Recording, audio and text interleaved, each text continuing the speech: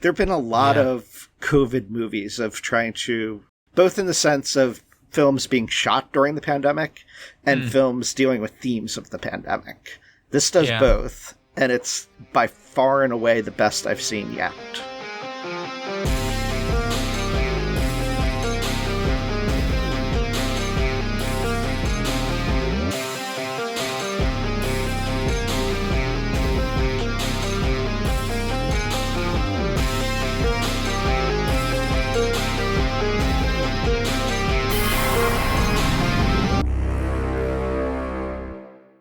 Welcome to the latest episode of the Skiffy and Fanny Show's At the Movies.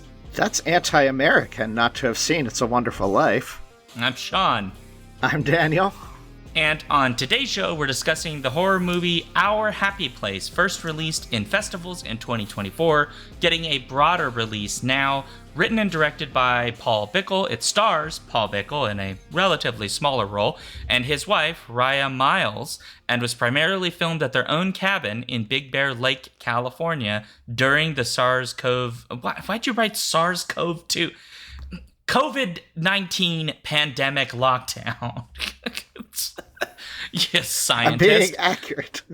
You're being accurate. Also starring Tracy Toms and Eugene Bird. Our Happy Place just had its international premiere on June 20th at the Rain Dance Film Festival in London, and we were able to watch a screener of the movie through Strike Media, who were kind enough to send us a screener. So thank you very much, Strike Media. We appreciate that. Hopefully you'll be able to see it soon. I have been told that the internet embargo on reviews has already ended, so you may see more buzz about this around the time that we're talking about it. Yeah. So before we get into our discussion of the movie, a reminder to our listeners to please share your questions and your comments with us at skiffyandfanty.com/listener suggestions. If you aren't already, join us on Twitch for Sean's Alphabet streams every Friday at 7 p.m. Central to be a part of our interactive live streaming show format. Finally, be sure to review and spread the word about our show. Help support us through our Patreon. Only takes $1 a month, U.S. currency, to be part of our Torture Cinema polls, live watching, and other special Patreon-only events that we have on Discord. All right, Daniel, it's time. Give us a brief summary about Our Happy Place. Yeah, so Raya, the name of the characters, the two main characters, is actually the name of the actor and actress playing them. So they just use their real names, and I'll mention why later, hopefully. But so Raya is a lonely woman who's caring for her bedridden husband, Paul. But she's being haunted by these terrifying nightmares that are recurring, and she wakes up from them each morning in the forest outside of their cabin, sort of variable places, but each time she finds herself falling deeper and deeper into freshly dug graves with the shovel that she apparently brought with her to dig without her remembering it. She begins noticing weird things and hallucinating weird things occurring to her, which may or may not be supernatural forces tormenting her. As the line between reality and this nightmare kind of collapses, and she ultimately unearths this horrifying secret buried within the woods and within herself. Yeah, so this is a psychological horror film. Correct, with a few jump scares here and there. Question mark. They're jump scares of a sort, yeah. I guess, yeah, you're right. There are a few moments of almost like supernatural jump scary moments. Although I call it psychological because I think one of the questions in this film is what is happening a literal haunting? And we won't answer that question because I think the ending of the film offers an answer, so we won't do that at this stage because spoilers. But much of the film, I think, is just really playing around with what is and isn't real, which I found very interesting, especially once we start to think that we get answers to what's going on, because as soon as you think you get an answer, the film decides to sort of 180 you a little bit and go, but it's not quite that. It's a little differently.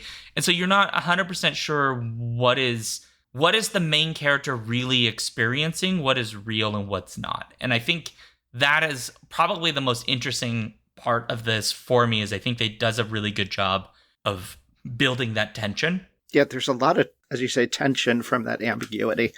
And as I watched it, our discussion of this, we're going to, I assume, pretty much avoid spoilers, given people haven't had a chance to see it yet. They'll see it, hopefully in the future. But we're going to have to talk about things in the most general kind of way that we can without majorly spoiling something, right? But ultimately, I agree, the film is ambiguous in what interpretation you take. I've read a lot of reviews. I actually listened to an interview with the filmmakers as well. And a lot of people sort of make an assumption that this is what the conclusion of the movie, what it is. I am much more, and we can talk later of how you feel, Sean, but I'm much more of the opinion that so much of this is an unreliable narrator that we don't really know what, if anything, of this is real or not. And there's certain things you can go and say, okay, this is the twist that really explains what's going on here. But then, oh no, there's this twist or this element that doesn't, some of them answer questions or foreshadowing that happened earlier in the movie, but never really completely, I would say. And so I agree what I liked about this, at least one of the things I like largely about this, is that ambiguity, that it really leaves it. It's a smart movie in the sense that it trusts the viewers to pay attention to things and draw their own conclusion. And you start trying to guess what's going on, and then there's a twist. And some reviewers were like, "Oh, I saw the twist coming. It was predictable." And I disagree. I don't know as the twist is something you can 100% say with certainty that that's the correct interpretation of reality, because so much of this movie is about reality utterly disintegrating and becoming fractured. Yeah, I think if you come to this and you think that you've got an answer about what the twist is, by the end of it, if you're paying attention, what you think the twist was, which in my opinion, what the initial twist was, and I'm being super cagey because we're trying not to spoil, but like I kind of saw it coming. I was like, oh, there's one of two things that's happening. Somebody is bad. Again, being cagey, and it's just which one of them is the one that's the bad one that has secrets, right? Once that reveal happens, you can't at that point go, okay, so everything that's happened before this, these must be confirmed, because so many of the clues that we get are taking place in sequences that feel like nightmares and dreams, and are also from somebody we know for a fact, as this film goes on, has an increasingly questionable relationship to sleep. Right. And if you know anything about sleep, if you don't get good enough sleep for many, many, many days, let alone lackluster and poor sleep over the course of potentially months, which is possibly the timeline, ? I'm not sure, right? You can't, you're right, you can't actually rely on the film's narration, or at least what the film's point of view seems to be, because I think by the end of this, it should become clear that whatever you thought were the firmly founded answers, the answers where it's like, this is black and white, here's the answer, done. None of that is really holds towards the end. I honestly, that is my favorite part of this film, is literally the first scene of this film is she wakes up in the middle of the woods, and she's injured. Her foot is she's injured, dirty, and yeah. And she has no idea, and she's really deep in, right? I mean, she's like probably a couple miles at least from her home, and she has to walk home with no shoes, nothing, with no idea how she got there. And that element happens repeatedly, where she keeps waking up in these other places, unclear how she got there. And I thought that was so fascinating, because by deliberately not giving us firm, clear, obvious answers, having the main character literally go, so that's the answer, and now I know the truth. Let me go talk to somebody and like give you the answer. By not doing that, I found that this film gave us so much more visual candy to play with, because now I want to go back and like rewatch the little pieces. I want to see like, what were the clues I missed? Right? Maybe, like, is there a possible answer to this? What does the ending mean compared to all the other things? There's just this is a film that I find interesting because it gives us lots to talk about. We could go back and forth on this. It's kind of like light, right? It's like a wave and it's a particle at the same time. It's something that could have a very normal explanation in reality, or it could have supernatural explanations, right? And how would you or know? It could be both. It could be both simultaneously, and until you look at it and look at clues, it can go one way or the other, depending on your mood for the day or something. But yeah, right. Like if you take the haunting interpretation, she is slowly losing her mind because she's being haunted and it's tearing her mind apart, partly also through lack of sleep, right? If you take the pure medical perspective, I mean, she's isolated in a mountain cabin with, unfortunately, a husband. She doesn't have any conversations with people except her friend via Zoom, like Google call, Facebook, FaceTime, or whatever it is, right? If you take that perspective, then she's going through a psychotic episode as a consequence of lack of sleep, which could be true also and gives you a very specific interpretation.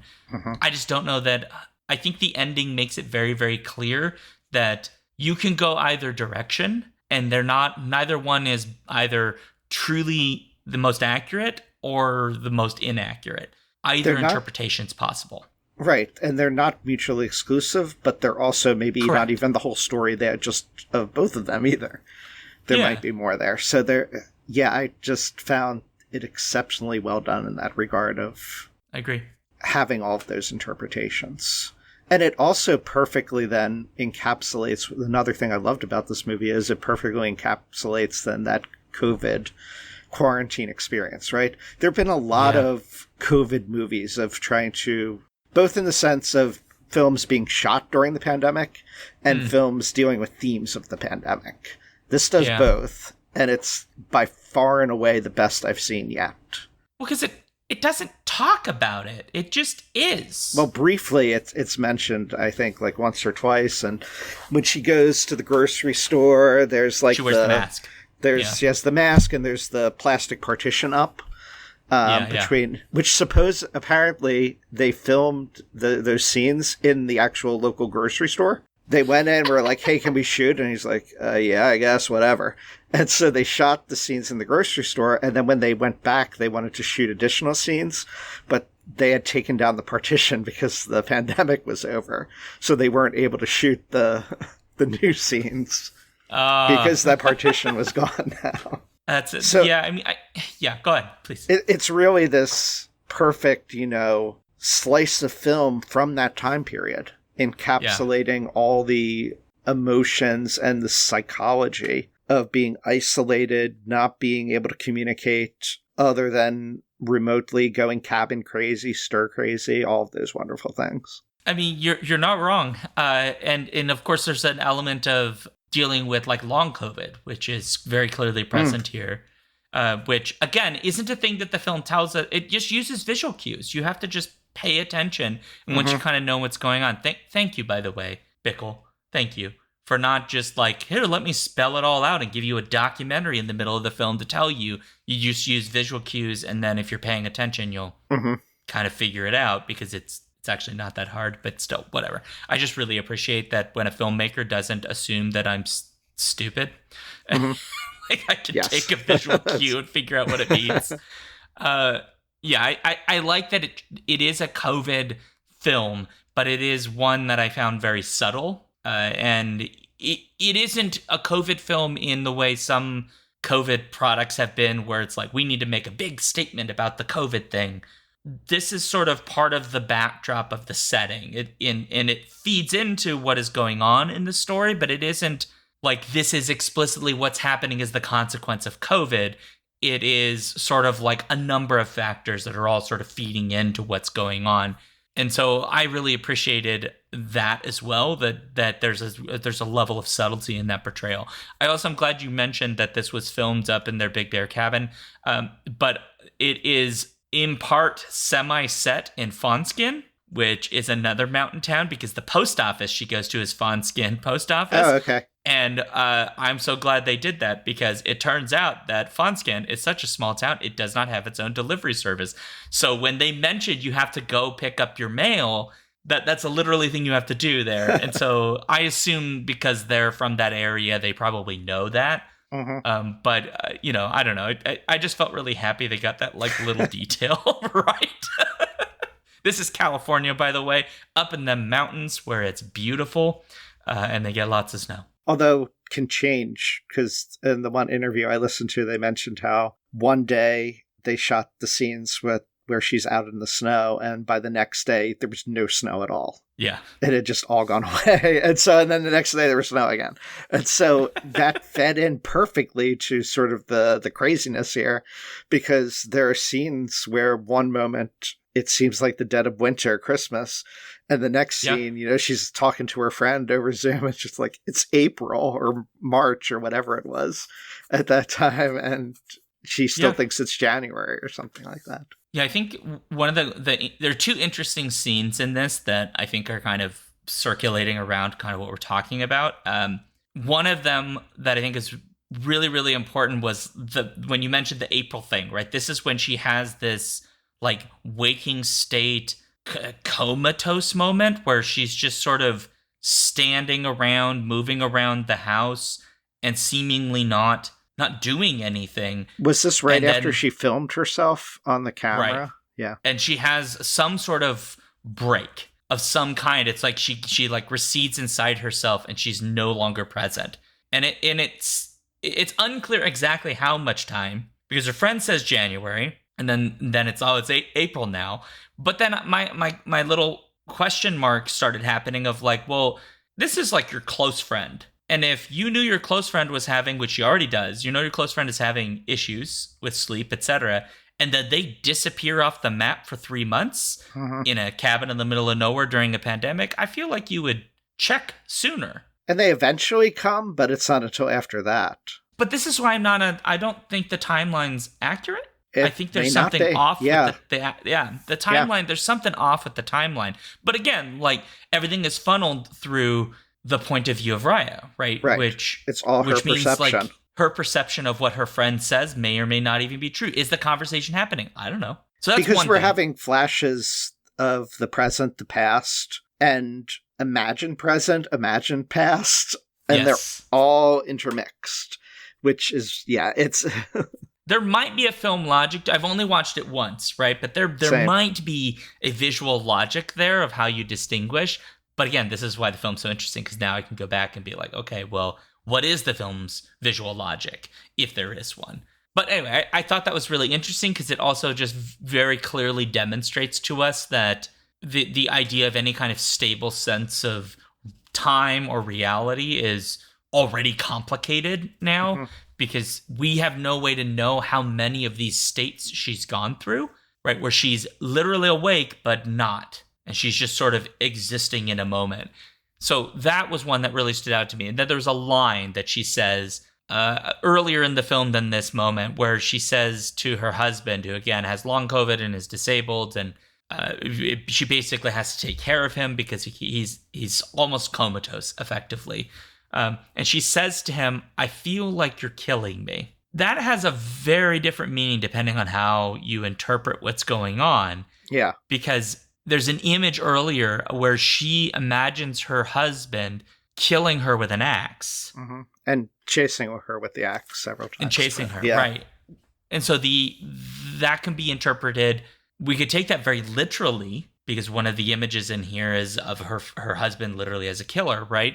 That could be literal. You are killing me in the sense that like something is going on here where I am literally being killed by you, whatever's happening. And that's what's going on. The dream state is semi-real. Or we could take that as a sort of, you're killing me because I'm trapped here. And then that feeds into your interpretations of the film. Is it a supernatural? And so her husband's clued into some sort of supernatural thing that's going on. And so the killing is somewhat literal. She's being killed from the inside. Or is it a psychosis thing that is a consequence of her being trapped, understandably, in a remote town in the middle of nowhere with basically nobody to talk to all day long? Right. Or she needs him, right, for companionship, for whatever, and she's yearning for him, but he can't participate in that, which is killing her. Is another sort of interpretation of that as well. Yeah, the image of her like cuddling with him, but he can't really move. He doesn't move. He doesn't even blink his eyes. Really, he's sort of just a body that exists. It's almost like she's cuddling up to like a human shaped pillow, effectively, right? And that one of those scenes where she's doing that, she's just crying because she wants that connection. And when you mentioned like getting the past sequences, right, we see how loving their relationship is. It's very sweet and kind and very intimate. And to see the stark contrast between like the smiley face of Paul, right, where fun he's and playful, sweet and they're very playful, and they're talking about all the bananas that they eat, and like I love that little scene, by the way. Great shooting of that scene, right? To a Paul that is effectively dead, right? He is not an active agent in this. I mean, you could feel her loneliness, and you really sympathize with what she's going through, because you could feel that, like, to go from that very close, intimate relationship to nothing. Right. And that's why, I mean, circling back to, that's why this is such the perfect sort of film metaphor for the COVID pandemic. Yes. Is the title, Our Happy Place, but it's stylized with these fractures running all through it. And here you are in a situation where you can be together. You're alone in your cabin. We often like time to get away and be with each other, right? At our happy place, a vacation spot where you can be together, right? That's peace. That's tranquil, being together and happy. And they have memories of that place, whether those memories are real or not could be debated, but there's memories of that being the happy place for them. But now it's disorientation, it's pain, suffering, separation and isolation rather than coming together. And so it's become completely fractured into two to separate them, despite them being physically close together. And so the metaphor of that just carries throughout this film in so many cool ways. From the very beginning, I started making notes while I was watching it, and as it began, I was like, okay, this is another sort of sparse, slow-moving horror movie. But I was really captivated by how many contrasts there are kind of showing separation. So the opening scene where she wakes up in the forest, it keeps alternating cuts between a really sort of far-out view to see the whole entire scene to very, very close up to parts of her body as she starts getting up, and like the wound on her foot, etc., to back to wide to really close up. And in both ways showing that isolation in the environment and on her own in close up. And then throughout, I think it's like 5 minutes until you get dialogue in the movie. But when the dialogue comes, there's long scenes of dialogue. And so it's, again, very separated. The lighting was like that. Outside, you're often in the light. Inside the house, it was very dark in general. So there's lots of these dichotomies, moments of music that give a ton of tension to things, because it's these discordant notes kind of going in the background, almost like a thrumming sound, and then silence. And so there's lots of that playing with things either being on or off there in different ways to kind of show that separation and isolation to go along with that metaphor. That's really interesting, because I did notice with the music, you know, the contrast between silence and, I suppose, like the absolute opposite of silence, which is not music, but uncomfortable sound. Uncomfortable white noise. I don't know what that would be called. I don't know what, you know, weird stringy bits and, you know, the creepy crawly sort of sound effects that you would expect in a horror film. And so you do get that contrast, which I noticed that the music is just huge portions of this there's no background, right? That in fact the music is less music, and with the exception of the Christmas song that we get, because it's Christmas at one point. But for the most part, the music is more like a sound effect. I mean, it has musicality to it, but it is still being used as an effect more than it is being used as a soundtrack, which is an interesting choice. And I suppose in horror, it makes more sense than most, because already in horror, we're sort of primed to think of, you know, orchestras and strings as being used more as effect instruments than just sort of raw orchestral arrangements. But normally you get that contrast, at least in my experience, you get that contrast as being between, like, if there's moments of silence, they're fairly small, but you get some sort of like normal orchestration in like a Howard Shore soundtrack, where you do get those effect things, where you get the discordant notes and the plucking and all those kinds of weird sounds. But then you get his sort of, very orchestral but kind of droning sound that you would get of like In the Silence of the Lambs would be an example. There's melodic music usually still. It might be in a minor key.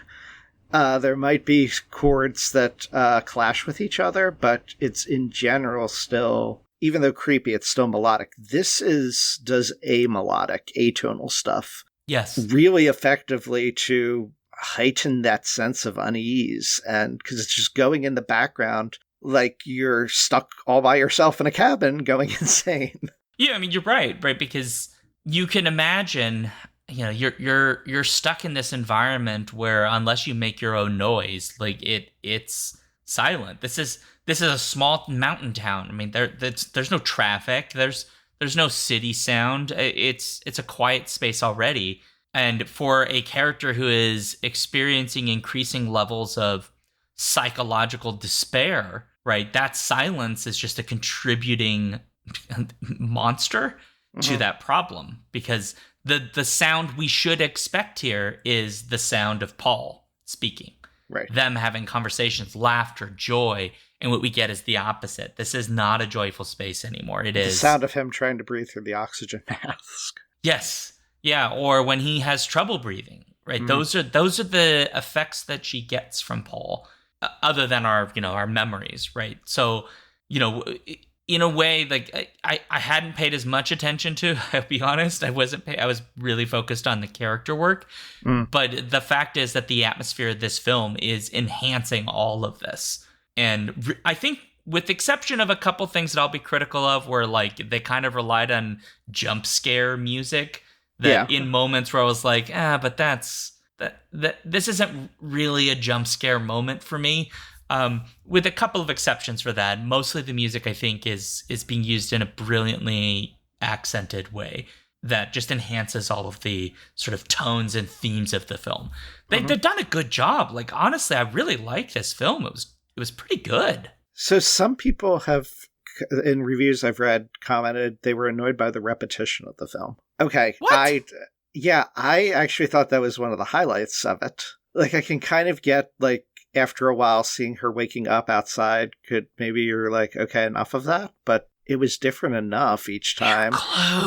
They're They're clues. And repetition is part of, like, there's repetition of seeing the shovel and the axe in random places throughout the movie. There's repetition of other things I won't mention that are relevant to the plot or to the twist. But again, that sense of droning repetition, but things are slightly off and weird, that's a hallmark of that pandemic vibe too, right? Where we were all in this life of having to repeat things because what else do we have to do during isolation? So I don't understand that critique, but it seems you don't either.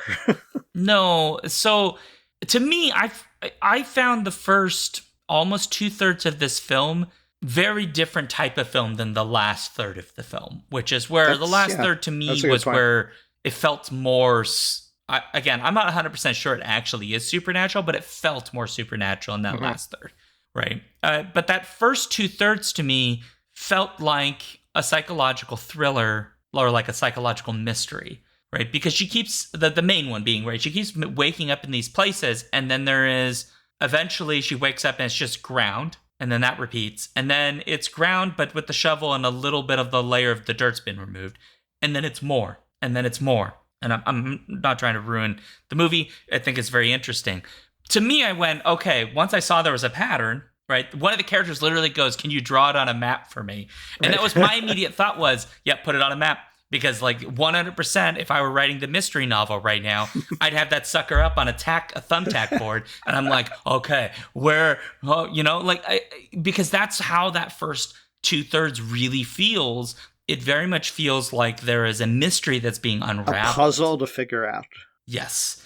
And it's just clear. I think it's clearer to, at least to me as the viewer, that that's what was going on. And that was a deliberate choice in the film. Obviously, it's not as clear to Raya for most of that run, that first 2/3, until eventually she sort of gets the idea that maybe there is something here. And obviously we get some twists that come later that kind of complicate that mystery. But to me, like, the repetition, I thought was, I don't think you can take it out. No. To me, the film collapses. Yeah. It loses all of its tension. It loses, I think, all of the character dynamic that matters, because this is a person who is going through this repeatedly. And I don't know about anyone. I've been through, so I've experienced sleep deprivation a bit, not to this level. I want to be very clear, because this is pretty extreme, right? I've never like sleptwalked into the woods. But you know, when you lose so much of that rest, right? Like it really does. It's an exhausting effect on you. Your whole body gets exhausted. And to have that happen over a prolonged period of time, I mean, I could immediately begin to see why this would be exhausting. And even at moments in this film when she's waking up, she just starts coming back, and then she wakes up again, and she comes back, and it's almost becomes routine, right? Mm-hmm. And which is a detail you notice through seeing the repetition. She's gone through like 8 cycles. Now she's just following like a routine. And she doesn't wake up afraid anymore. It's just, she True. Gets up and, gotta find I'm where in the house woods is, and let's go. Dag narbit. At least I have my shoes this time. But she's slowly unraveling. You can see her getting more and more and more tired. And that's one of the things, I guess, you mentioned earlier. You know, Paul Bickel is the writer-director and is in it, but he doesn't have that much to do, because most of the time he's just lying there, right? He does have some scenes, but this is really Rhea's movie, right? She is it's a one-woman show here in large regard. She talks to her friend, and her friend has a boyfriend, husband, I don't know what it was, but so they're kind of in the movie now and then, and they do a great job. But Rhea is so impressive. Agreed. And the reason why apparently they use their real names in this is that they're not actors and don't have that much experience in it, I guess. And so they said if they had made up other names for themselves and started calling themselves by another name, they would have just laughed and not been able to hold it together. So they decided they had to use their real name so it would feel more natural without breaking character. And that surprises me, because Ray is fantastic in this. The performance is amazing. She gives a very decent performance here. I mean, we could certainly be... I mean, look, it's an independent film. We could be, like, very hypercritical. I find myself not wanting to do that, because I find that with some of these independent films where they're being made by, like, first-time directors or who haven't really done a lot of work, right? Like, I'm expecting some rough around the edges. Like, I don't expect... this to be the most polished, like it's a Denis Villeneuve film, or whatever, where everything's just so perfect. So I'm kind of not that Anderson. Critical. Yeah. Or not a Wes Anderson, right? But, her performance, I thought, was remarkably good. And, it's not a perfect performance, but then you telling me that you're like, well, I'm not really an actress. I'm like, okay, bullcrap. I don't buy it. Because They've mostly done short movies, is my understanding, but... Well, I mean, I guess... So they've some experience, I guess. Maybe she did theater, I have no idea. But this is not an easy role for anyone, because for the most part, she's alone. Mm-hmm. Really, for most of this film. And I don't know, he was always there filming it, I guess. But... Well, I mean, in that, because they were doing everything. I don't mean literally right in the room. Yeah. But when you think about it, right, this is even made more difficult by the fact that, most of her screen time is non-dialogue time. It's walking, it's experiencing, it's emotional. Mm-hmm. And I'm not a professional actor, so what the hell do I know? But I would imagine that as somebody who's not experienced as an actor or actress, tapping into those emotions would be one of the hardest things to really effectively get across. Because I don't know about you, Daniel, but like I can't easily cry on cue. I can kind of do it. I'm not gonna do it, no. but I can kind of do it. But I don't think I could do it like as an actor. But she cries. She has her face looks of exhaustion. She has long periods where we just have to rely on her body language and her face, and she does a really good job without it making it seem like she was in a silent movie and like acting in that kind of like over emotive faces and things like that. Good for you. guys. Like, wow, you did this with very little experience. A plus. Yeah, this is not a perfect movie, but it's damn impressive for what it is, I think. Yeah. Just how much of it they did on their own, all practical effects and just using the camera. Yeah. No CGI, etc. And doing most of the stuff all themselves to do that filming in the cabin, on site, on location, around the cabin in the town.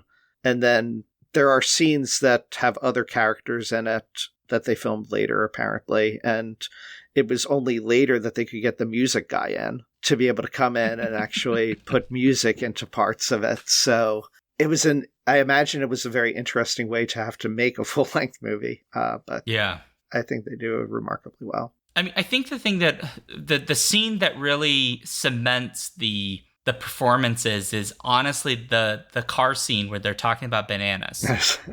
Which is right at the beginning. I kind of wonder if they shot that later. Or... It feels so natural. Yeah. It almost feels like they didn't script it. They were just having a conversation about how many bananas she eats. Yes. Which I know, like, you hearing this and being like, a banana conversation, like, how exciting could that be? And it's like, it's not that the scene's exciting. It's just, it's the naturalness and the way that it sets up their relationship. I mean, you could see immediately the chemistry between them as they're talking about freaking bananas, right? How many bananas they eat and how it's going to be a problem if they can't get bananas on time, like, because they go through so many.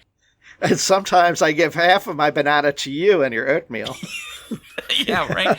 Right, but it's the kind of dumb conversation couples have. I mean, you've done it. I know you've done it, Daniel. You've had a stupid conversation about like a banana or some ridiculous. I've done it. Right. So it felt so natural, and I think that is the moment I just went, oh, the acting's gonna be pretty good in this.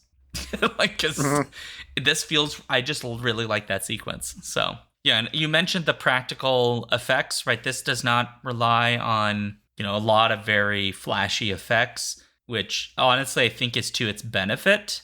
Because the Bickel takes does some smart choices about what to shoot and what to put as a sound effect or a thing that happens off screen that someone then reacts to after the fact, which to me I think is more interesting for a film that's more psychological, that we don't get an excessive amounts of like gory choices here. Right. Which you could do given there's lots of axe murdering that happens. There's not much, yeah. But you don't get a lot of gore. You get there's some things moving around on their own. Yeah.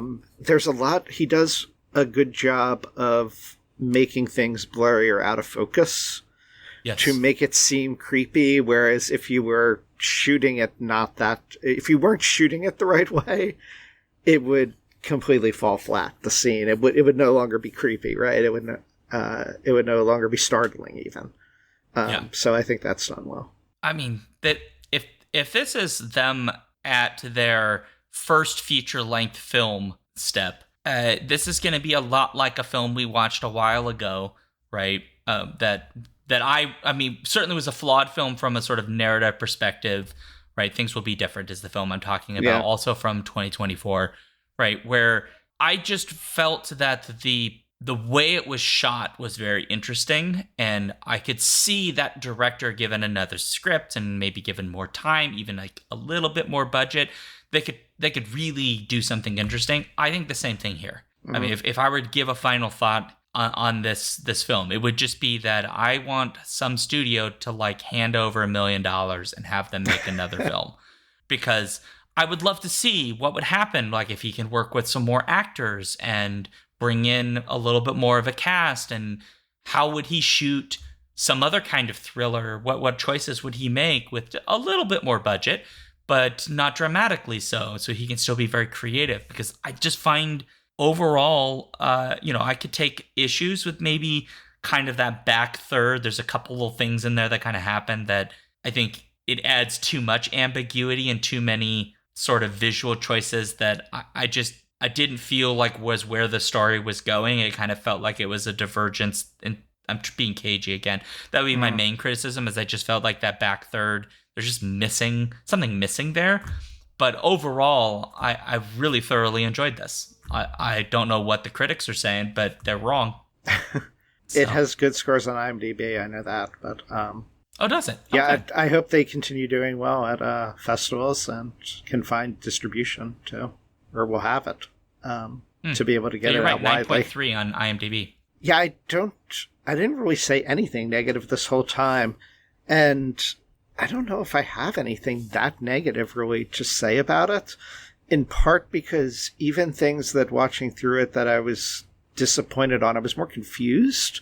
And Sure. not particularly that end third. Like, I can see what you're saying, but at the same time, I really need to watch this again to be certain of things and to really firmly say, okay, that probably doesn't need to be done, or could have left that series of shots out or something like that. But I mean, again, you could be hypercritical, but I just feel like that's just not fair to the film that we're like. If you're going into this expecting, like it better be like the greatest horror film ever made of all time. I mean, I just feel like you have to have an expectation here that's more fair to the film that has been made, which is a film that's on a shoestring budget, that's being distributed as an independent film that they shot in their house, that they shot in their own house, together, with a very small cast, and yet made something that I think is very interesting and is visually very compelling and is honestly smart. It's a pretty smart. I mean, the IMDb people are correct. I'm 9-ish in that territory. 8-9 is honestly pretty fair. Yeah, it's smart, but not in that sort of like, what's the word? Pretentious swarmy way. Yeah. It's thank you. Pretentious. It's not pretentious at all. No, it just expects the viewer to sit down and think through them details, y'all. So yeah, glad we got to watch this one. Oh, 100%. And feature it on the show because we've had a few from Strike Media that we've covered on the blog before, but I think this was a great one to feature on the podcast as well. Yes, I agree. Yeah, I'm very pleased, and I'm really glad we're getting to get a couple screeners because we get to see some stuff that honestly I don't know that if I would have heard about this. No, otherwise, I don't. I think I would have, unless it comes on Shudder at some point or something. But yeah, fair. All right, folks. So it is time for us to wrap it up. So if you have any thoughts, if you have seen this film or our review made you want to go see it wherever it is available for you, please let us know. Go to skiffyandfanty@gmail.com as the email that you can send us stuff. Or if you're on our Discord via our Patreon, you can also let us know there what you thought. A bunch of folks have been going into the show. There's a channel for talking about show stuff, and so people have been telling us about things that they reacted to episodes, so please do. So we're on Blue Sky, Threads, Mastodon, YouTube, a whole bunch of other social sites. So if you'd like to find those, skiffyandfanty.com/skiffythings. And then remember, every Friday, 7 p.m. Central, we are live on Twitch at twitch.tv/alphabetstreams for whatever show we happen to be doing that particular Friday. So enjoy. We've got, I think, a string of interviews coming up before the next Torture Cinema. Yeah. So expect those. And then again, if you like what we do, the best thing to do would be to go to patreon.com/skiffyandfanty. $1 is all it takes. And if you give us $1, it'll help us pay for all the bills that we just got because we got hacked by malware garbage and had to deal with that.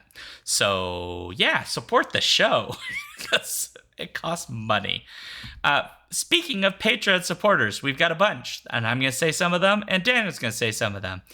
Thank you very much to Andrea the Alluring, Cameron the Chthonic, I can't say that word, Caroline the Benevolent, Carrie the Divine, Chris the Candescent, Dan the Transient, Daniel the Culture, David the Debonair, JC the Jocular, Jeff the Gracious, Joseph the Jovial, Juan the Junctional, KB the Kind, Karen the Kickass. Kat the Kinematic, Matthew the Magnificent, Paul the Pious, Phoebe the Eloquent, Robin the Bold, Ryan the Resilient, Sarah A. the Sensational, Sarah E. the Sublime, Sarah O. the Rapturous, Scott the Gentleman, Stephen the Strange, Tari the Thorough, Tanya the Triumphant, Trish the Imperturbable, and Victor the Valiant. So you can find me, SeanDuke.net. All my socials are SeanDuke.net/DukeThings.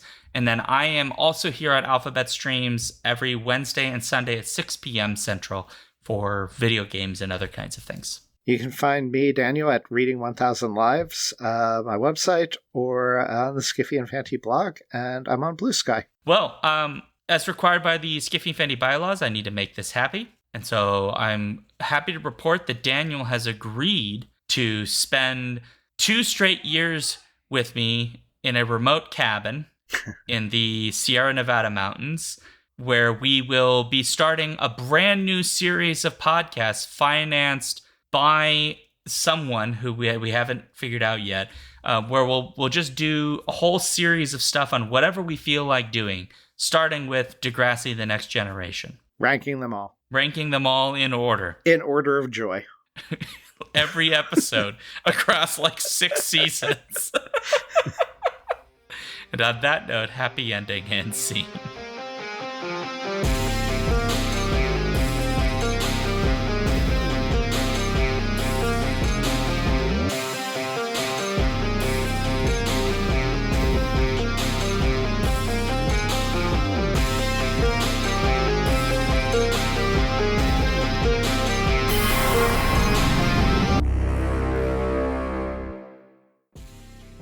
If you want to support this show, you can go to patreon.com/skiffyandfanty or skiffyandfanty.com, our website, where you can get access to all of our fancy things. Our music comes from Holy Mole. You can support him and his work at patreon.com/holymole. Thank you for listening.